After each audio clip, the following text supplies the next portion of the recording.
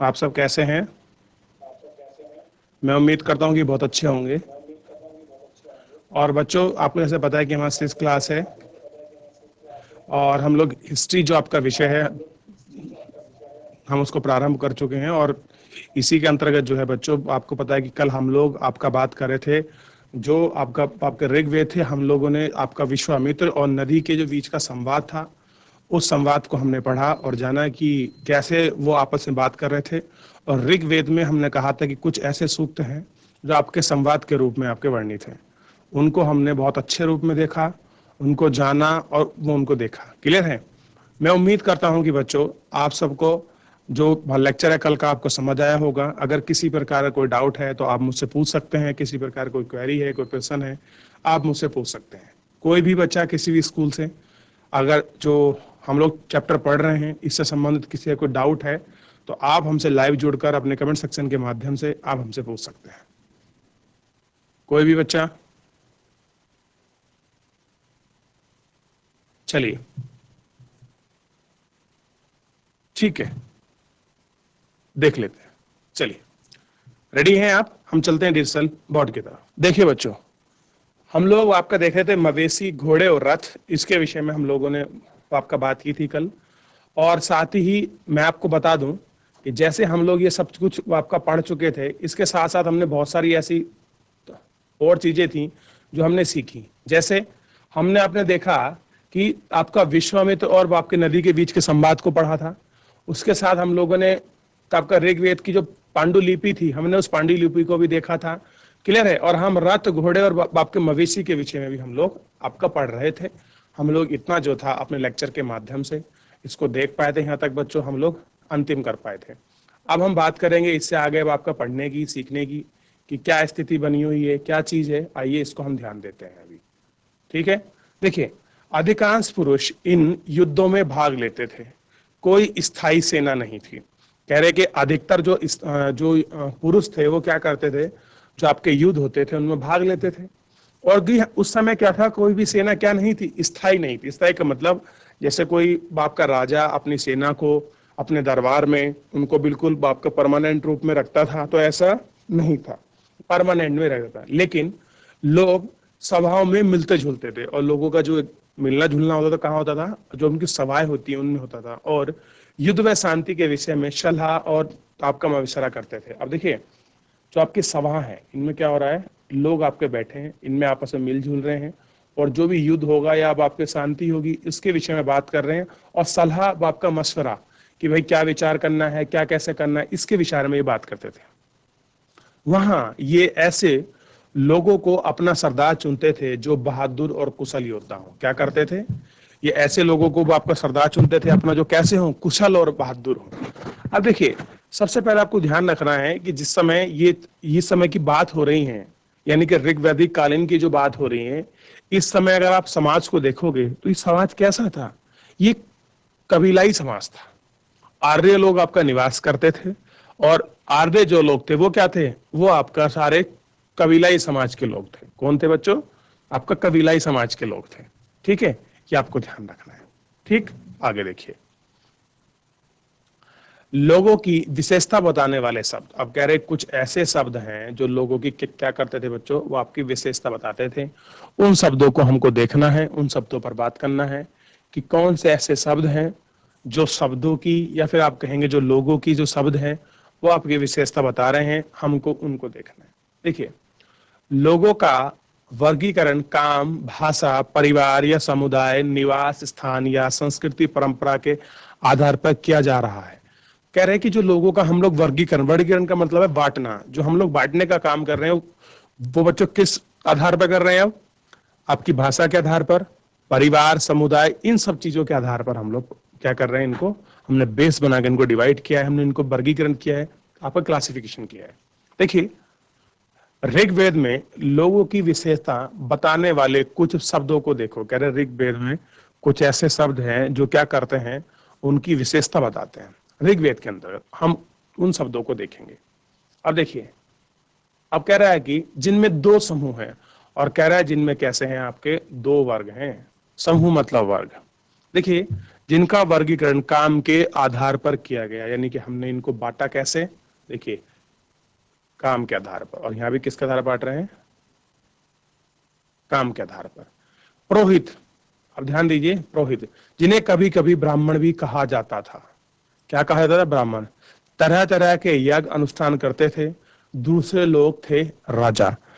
एक कौन थे, राजा, यानी कि दो वर्ग हमको मिले। एक मिला पुरोहित, पुरोहित मतलब जिसको आम भाषा में हम लोग ब्राह्मण, बाप का पंडित बोल देते हैं, और जिसका काम क्या होता है, आपके पूजा पाठ करना, धार्मिक अनुष्ठान करना, यज्ञ करना, ये सारे धार्मिक चीज जो हमको बताता था, वो आपका पुरोहित ही था। अब देखिए, ये राजा वैसे नहीं थे जिनके बारे में तुम बाद में पढ़ोगी। कह रहे कि ये वैसे राजा नहीं थे जैसे तुम बाद में पढ़ोगी। आप सोचने लगोगी जैसे राजा थे, तो वैसे राजा नहीं थे। कैसे थे ये, आखिर में जो आपका ऋग्वैदिक कालीन में जो आपका उस समय का समाज था, उस समय के समाज में राजा की परिकल्पना थी कैसी, कैसा था राजा। क्या अब आपका राजा महाराजा का बहुत बड़ा वो आपका राजशाही सिंहासन था, बहुत बड़ा उसका राज दरबार था, बहुत सारे विद्वान उसमें बैठते थे। क्या स्थिति थी, कुछ ऐसा था, यानी जैसी हम लोग अपनी कल्पना करते हैं राजा के प्रति, वैसी कल्पना थी, या फिर एक अलग प्रकार की कल्पना का नाम आपका राजा था, उसके हम देख रहे हैं। देखिए, ये ना तो बड़ी राजधानी और बड़े आपके महलों में रहते थे, ना ही इनके पास सेना थी, ना ही ये कर वसूलते थे। प्राय राजा की मृत्यु के बाद उसका बेटा ही अपने आप ही शासक नहीं बन जाता था।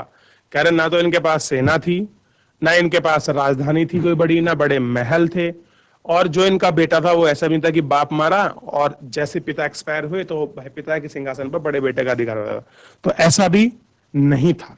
क्लियर है। किस समय, इस ऋग्वैदिक काल के अंतर्गत आप देख रहे हैं कि ऐसा नहीं था। क्या था फिर, क्या स्थिति बनी हुई थी, उस स्थिति को हम देखते हैं। पिछले अनुभाग को एक बार फिर पढ़ो और यह पता लगाने की कोशिश करो कि राजा क्या करते थे। जो पिछला अनुभाग, जो पिछला आपने पाठ पढ़ा है, उसको पढ़िए और कोशिश करिए कि जो राजा थे, वो राजा जो थे बच्चों, वो किस प्रकार रहते थे, और उसको पता लगाइए कि कैसे राजा थे और क्या कर रहे थे। उन राजाओं के विषय में बात करिए। जनता या पूरे समुदाय के लिए दो शब्दों का इस्तेमाल होता था। कह रहे जो राजा है और जनता है, उसके लिए दो शब्दों का इस्तेमाल होता था।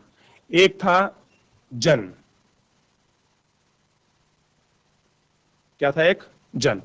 जन को हम क्या बोलते हैं, हिंदी व अन्य भाषाओं में आज भी होता है। कह रहे कि जो जन है, इस जन का प्रयोग हम भी क्या करते हैं अपनी जो हिंदी भाषा है और बहुत सारी भाषाओं में भी जो जन है उसका प्रयोग होता है। दूसरा था विश, विश जिसे वैश्य, वैश्य शब्द से निकाला।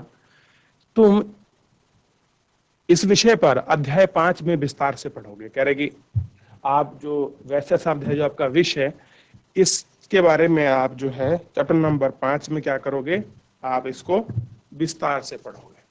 क्या करोगे, आप इसको विस्तार से पढ़ोगे। अब देखिए, ऋग्वेद में विष और जन के नाम मिलते हैं। कह रहे कि हमको क्या करते हैं कि ऋग्वेद में विष और जन के आपको नाम मिलते हैं, इसलिए हम, जैसे कि कुछ आपके विष हैं और कुछ जन हैं, उनके हम लोगों को ऋग्वेद में नाम मिले हैं, जैसे पुरुजन, ठीक है, या विष, भरतजन या विष, यदुजन या विष, ऐसे कई उल्लेख हैं। यानी कि आप देखिए, भरतजन के कौन थे बच्चों, भरत जन के राजा आपके जो भरत थे, वो भरत जन, जन मतलब कबीला, क्षेत्र, उस क्षेत्र के थे। राजा भरत का नाम, जो राजा भरत हैं, जिनके नाम पे भारत पड़ा, जो आपके दुष्यंत और जो आपके कुंती के पुत्र हैं, क्लियर है, उनके नाम पे क्या पड़ा था, जो उनका पुत्र था उसके नाम पे हमारे देश का नाम पड़ा। भरत से क्या हो गया, भारत हो गया था। क्लियर है, इतना आपको ध्यान रहेगा। आगे देखिए, तुम्हें इनसे कोई नाम जाना पहचाना लगता है। कह रहे कि जो आपने पढ़ा इनमें से कुछ जाना पहचाना लगता है, तो हम कहेंगे कुरुजन भी हमको लगता है पहचाना होया। क्लियर हो गया, क्या लगता है, कुरुजन भी हमें पहचाना लगता है। इसमें एक शब्द और होना चाहिए था आपका पांचाल जन। क्लियर है, आपको ध्यान होगा कि पांचाल की जो गांधारी रानी थी, आप महाभारत पढ़ोगे, क्योंकि इस समय से ही कुछ चीजें आपको बहुत सारी जानकारी आपको मिल जाएंगी। चलिए फिलहाल हम इतना ही जानते हैं। तो हाँ, हम कह सकते हैं कि भरत जन और यदु जन हम लोगों के आपके परिचित थे। आगे देखते हैं। तुम्हें इनमें से कोई नाम जाना पहचान लगता है? बिल्कुल लगता है, बता दिया। जिन लोगों ने इन प्रार्थनाओं की रचना की वे कभी कभी खुद को आर्य कहते थे। अब कह रहे कि जिन लोगों ने ऋग्वेद के अंतर्गत जो आपकी रचनाएं की हैं, रचना करने वाले जो व्यक्ति थे वो अपने आप को क्या बोलते थे? कभी कभी खुद को आर्य बोलते थे। क्या बोलते थे? आर्य। ठीक है, क्या कहते थे? आर्य कहते थे। तथा अपने विरोधियों को दास। अब ध्यान रखना, जो उनके विरोधी होते थे वो उनको दास बोलते थे, जिनको दुष्यु, दस्यु। क्लियर है? दस्यु वे लोग थे जो यज्ञ नहीं करते थे। क्या बोलते थे? दस्यु, जो आपके यज्ञ नहीं करते थे और शायद दूसरी भाषा बोलते थे। बाद में समय में दास। अब देखिए, समझिए बच्चों थोड़ा सा, ये आपको वर्ण व्यवस्था की ओर, आपको समय के साथ आपको कैसे वर्ण व्यवस्था बढ़ रही है, कैसे शब्दों के मीनिंग बदल रहे हैं, उसके विषय में आपको गहनता से बता रहा है। देखिए समझिए, सबसे पहले ध्यान रखिए, जिन लोगों ने आपका ऋग्वेद की रचना करी, ऋग्वेद में बहुत सारी प्रार्थनाएं हैं, उनकी रचना करी, उनमें से रचना करने वाले अपने आप को क्या बोल दिए? आर्य। और आर्य का मतलब होता है अपने आप में श्रेष्ठ, कुलीन, उच्च वर्ग। क्या होता है? श्रेष्ठ, कुलीन, उच्च वर्ग। अब जो उनके शत्रु मान लीजिए, या उनके प्रतिद्वंदी मान लीजिए, या उनके विरोधी मान लीजिए, वो उनको दास नाम से जानते थे। क्या बोलते थे? उनको दास बोलते थे। दास मतलब दुष्यु। क्लियर है? अब देखिए, दस्यु होने के बाद क्या था? ये लोग कौन थे? जो आपका यज्ञ नहीं करते थे, आपकी पूजा पाठ नहीं करते थे, अनुष्ठान नहीं करते थे, उनको बोलते थे। अब देखिए, जैसे समय बढ़ता चला गया तो शायद दूसरी भाषाओं में ऐसा हुआ कि जो समय के बाद क्या हुआ, दास जो था शब्द, वो स्त्रीलिंग हो गया, आपका दासी। क्या बन गया? दासी। देखिए, जैसी मात्रा लगी उसका लिंग आपका परिवर्तित हो गया, स्त्रीलिंग हो गया दासी। और दासी शब्द का मतलब होता है गुलाम। क्या होता है? देखिए यहां भी लिख रहा है कि जो दासी है, ये दासी शब्द का मतलब हो गया गुलाम। दास वे स्त्री और पुरुष होते थे जिन्हें युद्ध में बंदी बनाया जाता था। हम दास किसको बोलते थे? हम दास उनको बोलते थे, ठीक है, ध्यान दीजिए, जिनको क्या करते थे, जिनको हम लोग क्या करते, युद्ध में आपके बंदी बन जाते हैं। उन्हें जिनके मालिक की जायदाद मानी जाती थी। होता क्या था? जो उनके मालिक है उनके हम जायदाद मानते थे। जो कभी मालिक चाहते थे वे वहां सब करना पड़ता था। और कह रहे कि जो उनके मालिक चाहते थे वो उनको सब करना पड़ता था। यानी कि वो ऐसे व्यक्ति थे जिनको युद्ध के अंतर्गत बंदी बनाकर अपने पास रख लिया, यानी कि गुलाम, मालिक के अधीन व्यक्ति।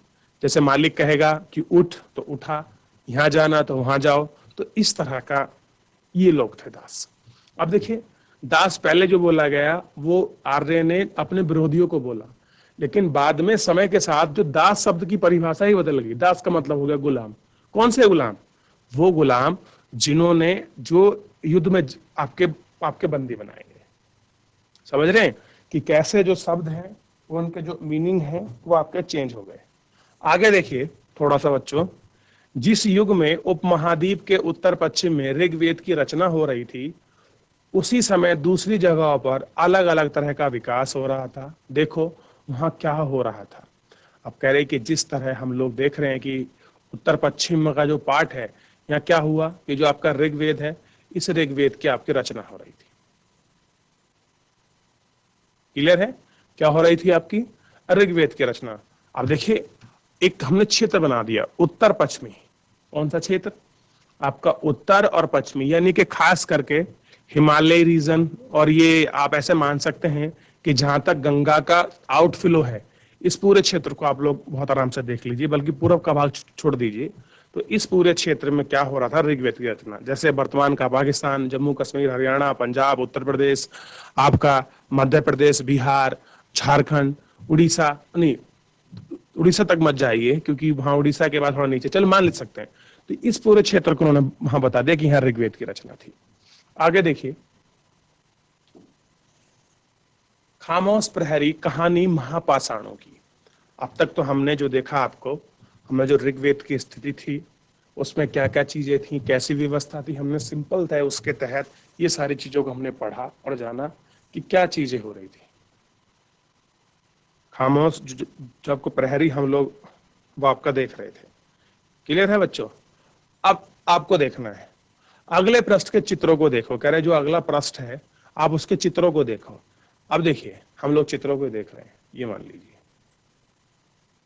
देख लिया बच्चों, ये देखिए ये चित्र हम लोग हमारे समक्ष है, हम इनको देख रहे हैं। गौर करिए बच्चों, देख लिया आप लोगों ने? चलिए आगे देखते हैं। अब देखिए सबसे पहले आपको ध्यान देना है कि हमारा जो चैप्टर है क्या बताती हैं किताबें और कब्रें। तो अब तक जो हमने पढ़ा है वो किताबों के बारे में पढ़ा है कि किताबों से हमें किस प्रकार की जानकारी मिली है। तो उसी के अंतर्गत हम लोग जो है बच्चों, इसको बाद में देखेंगे, हम लोग ऋग्वेद से संबंधित जो हमने किताबों का जो हमारा धार्मिक ग्रंथ था हमने उसकी स्टडी की।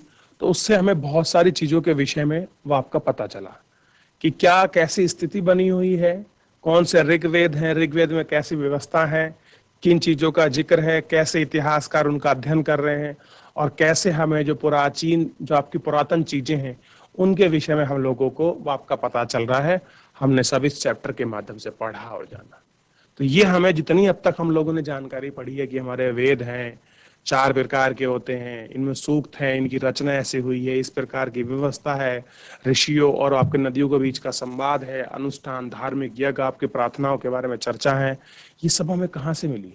ये जानकारी हम लोगों को किताबों के माध्यम से तो मिली है, जिसको इतिहासकार ने हमको संजोकर हमको बताया है। क्लियर है? तो यहाँ तक किसी को बच्चों को डाउट आपका बच्चों, किसी प्रकार का कोई आपका कंफ्यूजन कि क्या स्थिति बनी हुई है? इतना तो आपको पता ही होगा। क्लियर है कि क्या चीज है और कैसे चीज है। तो हमने अब तक ऋग्वेद के विषय में जितना पढ़ा एक हमारे लिए अपनी जानकारी के लिए बहुत सफिशिएंट था। क्लियर है? इतना आपको ध्यान रखना है। अब देखिए अब हम थोड़ा इससे आगे बढ़ते हैं, क्योंकि अब हमने जो जो किताब हमको जानकारी दे रही है उन जानकारी के विषय में तो हम लोग पढ़ चुके हैं। अब हमको थोड़ा इससे आगे बढ़ना है। देखिए ये शिलाखंड महापाषाण, महा मतलब बड़ा, पाषाण मतलब पत्थर, नाम से जाने जाते हैं। किससे जाने जाते हैं बच्चों? ये हमको जाने जाते हैं किससे? महा मतलब बड़े पत्थरों के नाम से, यानी कि महा जो पाषाण है उसके नाम से जाने जाते हैं। ये पत्थर दफन करने की जगह पर लोगों द्वारा बड़े बड़े करीने से लगाए गए थे। महापाषाण कब्रें बनाने की प्रथा लगभग 3000 साल पहले शुरू हुई। कह रहे कि जो महापाषाण में आपको जो कब्रें मिली हैं और उन कब्रों की अगर हम प्रथा मतलब आपके चलन की बात करें तो ये चलन लगभग 3000 साल पहले शुरू हुआ। यह प्रथा दक्षिण दक्षिण भारत, उत्तर पूर्वी भारत और कश्मीर में प्रचलित थी। कहाँ थी? देखिए ये जो हम लोग व्यक्ति को आपका दफना रहे हैं और उस दफनाने में जो चारों तरफ आपके पत्थर लगे हैं, देखिए इस तरह का जो आपका कवर सिस्टम था, क्या था? आप देखिए ये चारों तरफ आपके पत्थर लगे हैं, फिर ये पत्थर लगे हुए हैं, फिर इसके बीच में पत्थर है और एक हमको छेद दिखाई दे रहा है। क्लियर है? तो इस प्रकार की जो दफन प्रणाली की जो आपका प्रचलित थी, ये कहाँ पर प्रचलित थी वो आपको स्थान बता रहा है प्रॉपर कि ये दक्षिण में, दक्षिण है, क्लियर है, दक्षिण भारत में और उत्तर पूर्वी भारत और कश्मीर में प्रचलित थी कि इस तरह से लोगों को आपका दफनाया जाता था। क्लियर है? कुछ महत्वपूर्ण महापाषाण पुरा स्थल मानचित्र 2 में दिखाए गए हैं। कुछ महापाषाण जमीन के ऊपर देखते हैं, कुछ महापाषाण जमीन के भीतर भी होते हैं। कह रहे कुछ ऐसे हैं जो मतलब जो आपके बड़े पत्थर आपको जमीन के बाहर दिखाई देंगे, कुछ ऐसे हैं जो आपको जमीन के अंदर आपको दिखाई देंगे। क्लियर है? ये आपको ध्यान रखना है। अब देखिए क्योंकि जैसे आप आगे बढ़ते चले जाएंगे चीजें और बहुत सारी आपको मिलती चली जाएंगी। कई पुरातात्विक विदों को गोलाकार आपके सजा हुए पत्थर मिले हैं। कई बार अकेला खड़ा हुआ पत्थर मिला है। ये ही एकमात्र प्रमाण है जो जमीन के नीचे कवर को आपका दर्शाता है। कह रहे कि ये एकमात्र हमको एग्जाम्पल मिला है जो हमको बता रहा है कि जमीन के नीचे आपकी कवर है। आगे देखिए, महापाषाण के निर्माण के लिए लोगों को कई तरह के काम करने पड़ते थे। हमने जो कार्यों की सूची बनाई थी उन्हें आपका क्रमबद्ध करो। गड्ढे खोदना, शिलाखंडों को ढोकर लाना, बड़े पत्थरों को तराशना और मरे हुए को आपका दफनाना। यानी कि इन महाखंडों का जो हम लोग आपका निर्माण कर रहे थे, निर्माण करने में जो आपके तरह तरह के काम करने पड़ते थे, आपको कह रहा है आप उनकी सूची बनाओ। और दूसरा कह रहा है कि जो हम गड्ढे खोदते थे, शिलाखंडों को ढोकर जो हम एक स्थान पर लाते थे, बड़े पत्थरों को जो आपका तराशने और मरे हुए को दफनाने थे, ये सारे चीज हम लोग इसके अंदर आपका किया करते थे। अब देखिए ऊपर इस तरह के महापाषाण कल के ताबूत शमशान यानी शिष्ट कहा जाता है। यह है दिखाया गया है कि शिष्ट को एक पोर्टल होल यानी कि बड़ा सुराग जो शायद पत्थर से बने हुए कमरे में जाने का रास्ता है। अब कह रहे हैं कि इसमें एक आपका सुराग बना हुआ है, यहाँ नीचे आपकी कवर थी और इस कवर से शायद ये कहीं आपके कमरे में कुछ आपके जाने का आपका रास्ता रहा होगा। आप इसको देख सकते हैं। क्लियर है बच्चों? आगे देखिए, इन सब कब्रों में कुछ सामान्यता है। कह रहे जितनी भी आपकी कबर हैं, इन सब कब्रों में कुछ सामान्यता है। सामान्यता मृतकों को खास किस्म के मिट्टी के बर्तन के साथ दफनाया जाता था।